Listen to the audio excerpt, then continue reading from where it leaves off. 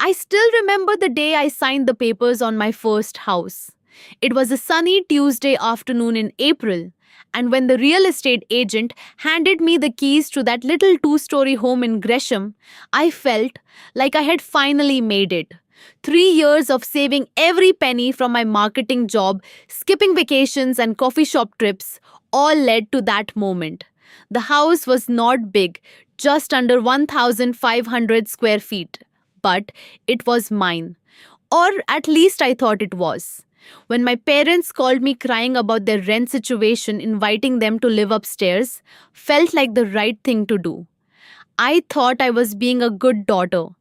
I thought I was doing the right thing. Until the day I came home and found the locks changed.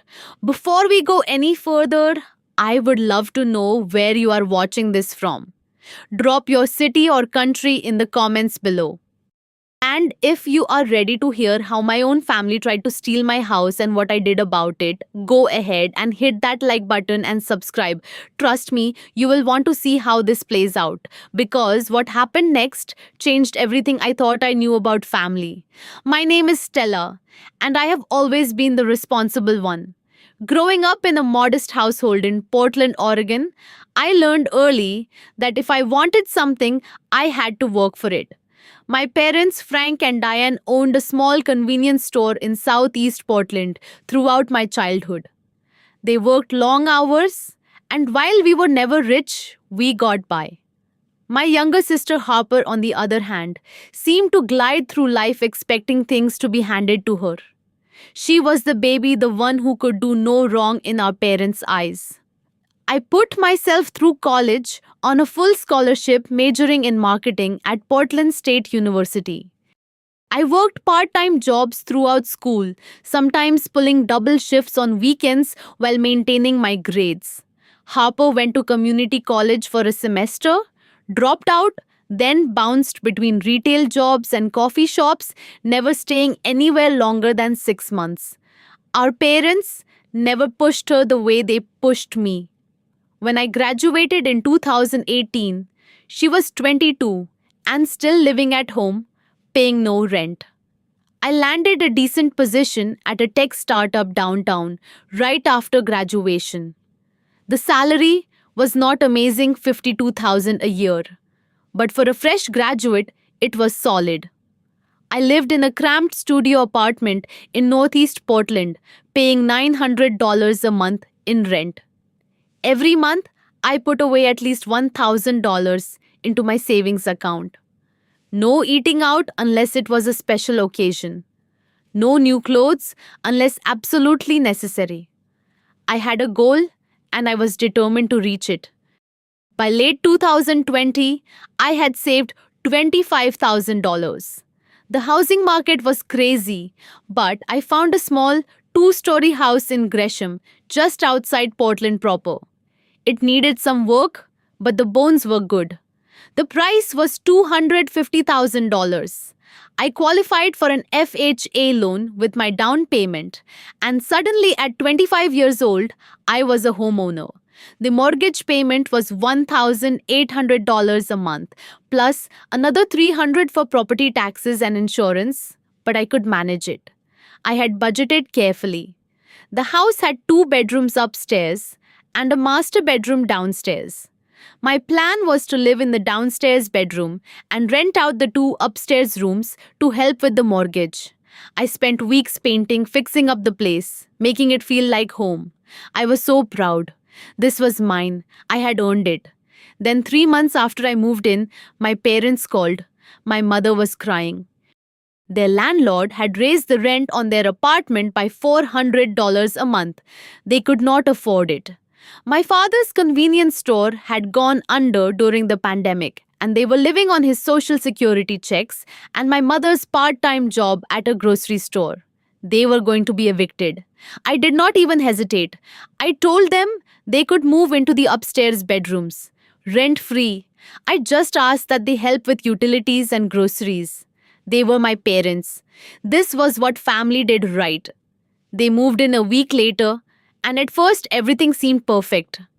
My mother cooked dinner most nights. My father helped with yard work. We watched movies together on weekends. I felt good about my decision. But then, Harper started coming around more often. She would show up unannounced on weekday evenings, complaining about her life. She was living in a tiny studio apartment in East Portland, paying $700 a month. She worked part time at a coffee shop, barely making $2,000 a month. According to her, everything was unfair. Her boss was mean. Her apartment was too small. She could not afford anything fun. My mother would sit with her at the kitchen table, patting her hand, saying things like, I know, honey, life is so hard for you. Then she would look at me and add, your sister is really struggling. You are doing so well. You are so lucky. Lucky. As if I had not worked my tail off for everything I had. One evening in late March, I came home from work to find Harper sprawled on my living room couch, her shoes kicked off on my carpet, eating chips from my pantry. My mother said, Harper just needed a place to crash for a few days. Her apartment has a leak, and the landlord is taking forever to fix it. A few days. That was what she said. A few days turned into a week, then 2 weeks. Harper made no effort to leave. She left her clothes in my downstairs bathroom. She used my shampoo, my face washed my makeup. I would come home and find my favorite sweater stretched out because she had worn it without asking. When I gently suggested she should probably head back to her own place, she rolled her eyes. God, Stella, you are so uptight. It is just a few more days. But it was never just a few more days. My parents said nothing. Actually, that is not true. When I mentioned to my father that Harper had been there 2 weeks and maybe should go home, he sighed and said, she's going through a tough time. Try to be understanding. Understanding. I was letting 3 people live in my house rent-free, and I needed to be more understanding. By late April, Harper had been staying with us for over a month. She showed no signs of leaving. Her apartment leak had supposedly been fixed weeks ago, but suddenly she had a new excuse. My neighbors are so loud, I cannot sleep there. Then it was, I am trying to save money to move somewhere better. I noticed she had plenty of money for new clothes and nights out with friends, but apparently not enough for her own rent. The dynamic in the house shifted. Harper started acting like she lived there permanently. She rearranged furniture in the living room without asking me. She took over one of the upstairs bedrooms completely, even though that was supposed to be my parents' space. They said nothing. They let her do whatever she wanted. I started to feel like a stranger in my own home. One Saturday morning, I woke up early to find Harper using my bathroom again. Not the upstairs bathroom. My private bathroom attached to my bedroom downstairs. She was in there blow drying her hair with my blow dryer, using my expensive hair products that I had splurged on as a rare treat to myself. When I asked what she was doing, she shrugged. The upstairs bathroom was occupied. What is the big deal? We are sisters. The big deal was that this was my house, my space, my things. But saying that out loud made me sound selfish, or at least that was what their faces told me. I started working late at the office, finding excuses not to come home. I would sit at my desk long after everyone else had left, just to avoid the suffocating feeling of walking into a house that no longer felt like mine. When I did come home, I would go straight to my bedroom and close the door. Harper had taken over the living room. My parents had taken over the kitchen. I felt like I was tiptoeing around in a space I was paying $2,000 a month to own. Then one night in early May, I came home around 9 in the evening. I had stayed late finishing a presentation. As I walked up to the front door, I heard voices in the kitchen. Laughter. I quietly opened the door and set my bag down in the entryway. I was about to announce myself when I heard Harper's voice thick with frustration. I cannot afford my rent anymore. My landlord is raising it again. I think I am going to get evicted. I froze. I stood in the entryway hidden from view and listened. My mother's voice came next, soft and soothing. Oh, sweetheart, that is terrible. Maybe you should just stay here permanently. There is plenty of room. My heart started pounding, my father's voice hesitant. But this is Stella's house. A pause. Then my mother again firmer this time. She's barely here anyway. She works all the time and Harper needs it more than she does. Stella has a good job. She can afford to rent an apartment somewhere. Harper cannot afford anything. I could not breathe. I stood there in my own entryway, listening to my family discuss giving away my house as if it was theirs to give. As if I had not scraped and saved and sacrificed for 3 years to buy this place. As if the mortgage I paid every single month was meaningless. I did not confront them that night. I walked back outside, quietly sat in my car, and cried. Then I drove to my friend Jenna's apartment and slept on her couch. I did not know what else to do. The next morning, I went back home before work. Nobody mentioned the conversation I had overheard. Everyone acted normal, but I could not unsee it. I could not unhear it. I started watching them differently. I noticed how my mother catered to Harper, making her favorite meals, doing her laundry. I noticed how my father avoided eye contact with me, guilt written all over his face. They were planning something. I just did not know what. I kept paying the mortgage every month. $1,800 like clockwork. I paid the property taxes. I paid the insurance. I paid the utility bills because my parents kept forgetting, saying they were tight on money this month. I even started paying for most of the groceries because Harper would order delivery food and somehow the bill always ended up on my card. I picked up freelance marketing projects in the evenings, working until midnight, some nights, just to keep up with the mounting costs. I was exhausted, I was miserable, but I did not know how to fix it without blowing up my entire family. On a Friday in early June, I had to travel to Seattle for a work conference. It was supposed to be a 2-day trip, but the conference ended early and I caught an afternoon train back to Portland. I got home around 4 in the afternoon, earlier than anyone expected. I walked up to my front door, slid my key into the lock and turned it. Nothing. The key did not work. I tried again, jiggling it, thinking maybe the lock was sticking. Still nothing. Confusion turned to panic. I tried my spare key. Same result.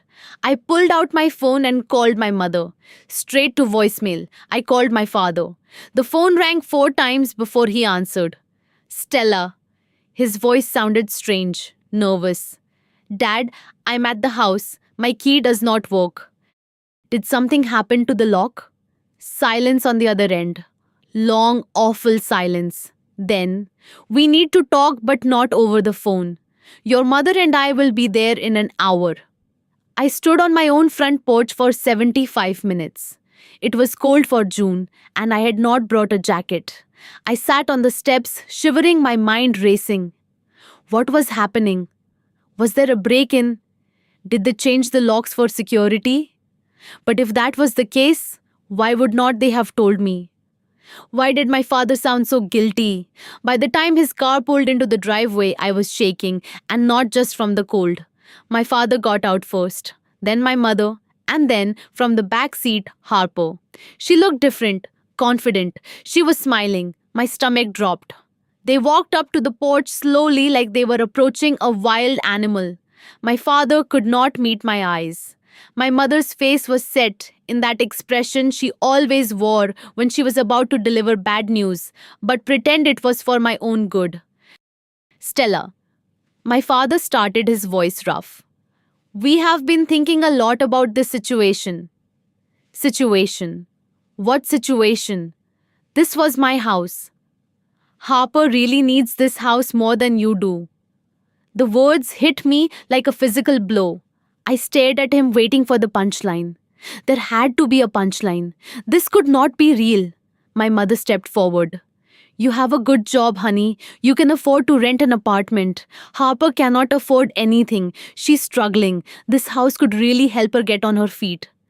I found my voice, though it came out strangled. This is my house. I bought this house. I have been paying the mortgage for 3 years. Harper, standing behind my parents, crossed her arms. But they live here too, and they agree I should have it. It makes sense. You are never even here. I looked at my parents, waiting for them to correct her, to tell her this was insane. They said nothing. You changed the locks, I said slowly, the reality sinking in. You changed the locks on my house. My mother had the audacity to look offended. We did what is best for the family. This is not just about you, Stella.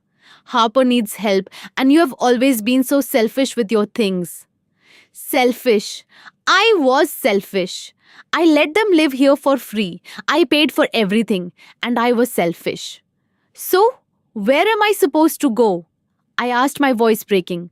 My father finally looked at me, and what I saw in his eyes was not love or regret. It was resignation. You can stay with friends or rent somewhere. You will figure it out. You always do. Harper smiled, actually smiled, and said, maybe this will teach you not to be so controlling. I stood there on the porch of the house I bought, looking at my family, and I realized something that shattered me. I did not have a family. Not really.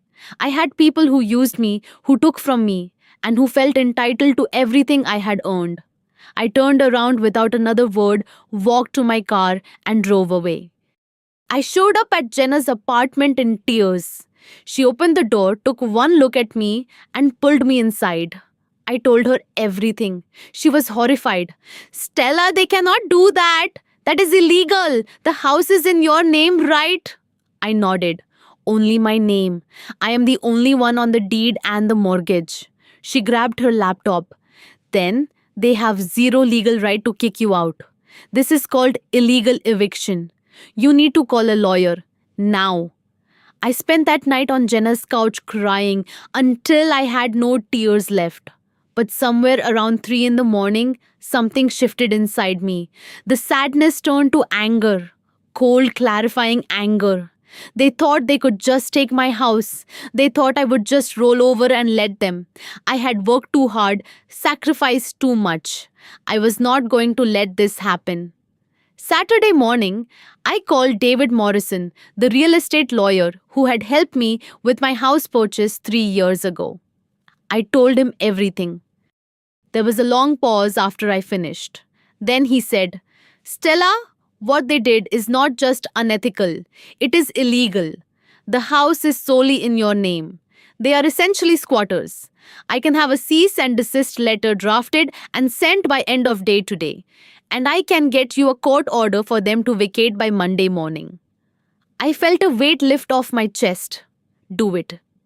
By Saturday evening, my parents had received the cease and desist letter via email and certified mail. My father called me 12 times. I did not answer. My mother left voicemails, her voice alternating between angry and tearful. How can you do this to us? We are your parents. This is so cruel. Harper sent me a string of nasty text messages, calling me every name in the book. I blocked all of them. Monday morning at 9, I arrived at my house with David Morrison, a police officer, and a locksmith. I had a court order in my hand that gave me the legal right to reclaim my property and required them to vacate immediately. When I knocked on the door, my father answered. His face went pale when he saw the police officer. What is this? The officer stepped forward. Sir, I am here to enforce a court order. This property belongs to Miss Stella legally. You and the other occupants need to vacate the premises immediately, or you will be charged with trespassing. My mother appeared behind my father, Harper, right behind her. Harper's face was red with rage. You are really doing this to your own family. I looked at her, and I felt nothing. No guilt, no sadness, just cold resolve. You did this to yourself when you kicked me out of my house. My mother started crying loud, dramatic sobs. How can you be so cruel? We are your parents. We raised you. We gave you everything. I almost laughed at that. They gave me everything, I gave myself everything. But I did not say that. I just stood there silent as David Morrison laid out the legal facts. They had no claim to this house. They had no right to change the locks. If they did not remove their belongings by end of day, anything left behind would be considered abandoned property. My father tried one last approach. His voice was soft pleading. Stella, please, can we at least have a few days to find somewhere to go? David answered before I could. You have until 6 this evening to remove your belongings. That is more than generous, considering you illegally evicted Miss Stella from her own property. The officer added, I will be checking back at 6. If anyone is still here, I will arrest them for trespassing. It took them 6 hours. I sat in my car down the street and watched as they loaded my father's truck with boxes and bags. Jenna sat with me, holding my hand. Harper made multiple trips, her face twisted in fury. At one point, she walked past my car and saw me sitting there. She stopped, stared at me with pure hatred, then threw the keys at my windshield. I hope you are happy living alone in your precious house. You are going to die alone, Stella. Nobody is ever going to love you. I did not flinch. I just watched her walk away. By 6, they were gone. The police officer called me to confirm the house was empty. David Morrison handed me a new set of keys that the locksmith had made. It is all yours again, he said. I thanked him, paid him for his services, and walked into my house. It was a mess. They had left trash everywhere, dirty dishes piled in the sink, furniture moved around. But it was mine. The first few weeks after they left were strange. The house felt too quiet. I would walk into the kitchen and expect to see my mother cooking dinner. I would hear a noise upstairs and think it was my father. But then I would remember, and the silence would settle back in. My phone rang constantly for the first week.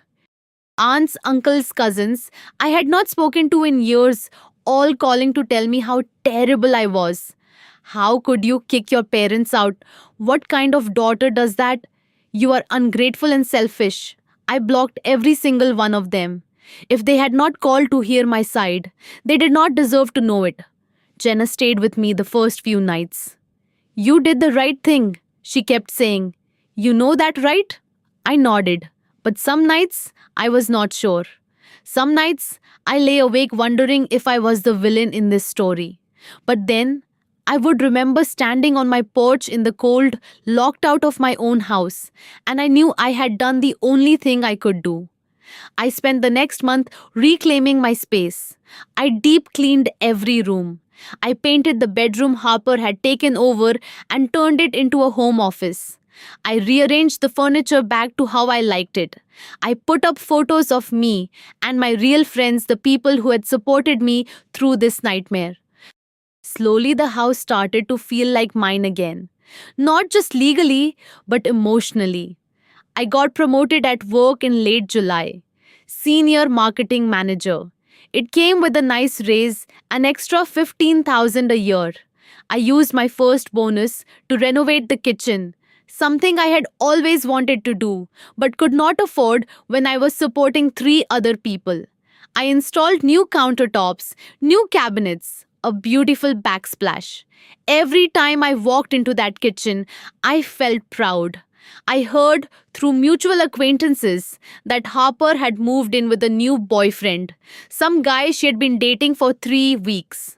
My parents found a subsidized apartment in a low-income housing complex across town. They were managing, apparently. None of them reached out to me. I did not reach out to them either. There was nothing left to say. My life became peaceful in a way it had not been in years. I could come home after work and relax without walking on eggshells. I could buy nice things for myself without feeling guilty. I could exist in my own space without constantly being made to feel like I was not generous enough, not understanding enough, not selfless enough. I started sleeping better. I stopped getting stress headaches. I laughed more. Jenna told me I seemed lighter. You look like yourself again, she said, one Saturday morning over coffee at my newly renovated kitchen table. She was right. I had spent so long trying to be the perfect daughter, the responsible one, the person who fixed everyone else's problems. I had lost myself in the process. Getting my house back was not just about the property. It was about getting my life back. People ask me sometimes if I regret what I did, if I miss my family. The answer is complicated. Do I miss having parents who loved and supported me? Yes. But I never really had that. What I had were people who saw me as a resource, a solution to their problems, a bank account with no limits. They did not love me for who I was. They loved what I could provide. And when I stopped providing it, when I set a boundary and enforced it, they turned on me.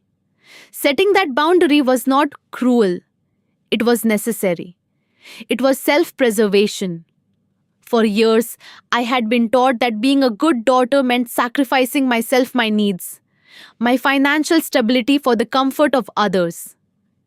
I had been taught that saying no was selfish, that protecting what was mine was greedy. But that was wrong. Protecting yourself is not selfish. Standing up for yourself is not cruel. Sometimes, loving yourself means walking away from people who refuse to see your worth. My house is not just walls and a roof and a mortgage payment. It represents 3 years of sacrifice. 3 years of saving every penny, working extra hours, skipping vacations and dinners out, and all the small joys people my age were enjoying. It represents my hard work, my discipline, my dream of building something stable and secure. And when my family tried to take that from me, when they decided Harper deserved it more because she had not worked for it, they were not just taking my house. They were telling me that my efforts meant nothing, that I meant nothing. I refused to accept that.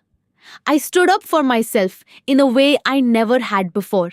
And yes, it cost me my relationship with my parents and my sister. But what I gained was so much more valuable. I gained self-respect. I gained peace. I gained the knowledge that I'm strong enough to protect myself, even when it is hard, even when people try to make me feel guilty for it. The house is quiet now, but it is a good quiet.